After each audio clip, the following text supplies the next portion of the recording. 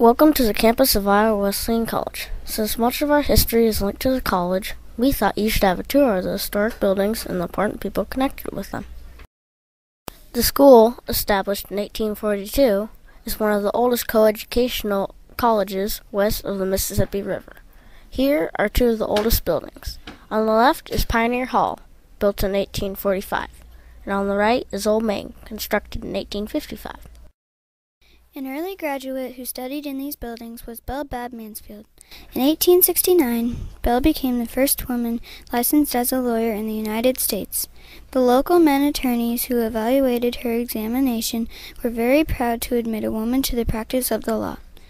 Belle later was a professor at 3 colleges, including Iowa Wesleyan.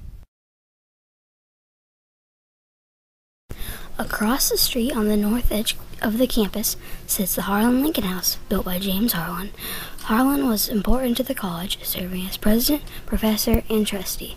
He was also important nationally, serving as United States Senator and as Secretary of the Interior. Harlan was chosen for this cabinet position by his good friend Abraham Lincoln. Lincoln's son, Robert Todd, married Harlan's daughter, Mary, in 1868. Robert and Mary Lincoln brought their 3 children, Abraham Lincoln's grandchildren, to this house in Mount Pleasant to spend many summers. Inside the home, items belonging to the Harlan and Lincoln families are displayed, including a piece of the coat Lincoln was wearing when he was assassinated, a mourning veil worn by President Lincoln's wife, and a door measuring the heights of the Harlan Lincoln grandchildren. Across from the Harlan Lincoln House is the Adam Tishman Science Building. Another famous Iowa Wesleyan graduate, Peggy Whitson, took classes in this building. Whitson is a NASA astronaut and the first woman to command the International Space Station. All of her time in space adds up to over a year. Iowa Wesleyan has had other famous scientists as students and professors. Dr. Thomas Poulter, who studied and taught at Iowa Wesleyan, was second in command on the second Byrd Antarctic mission in 1933.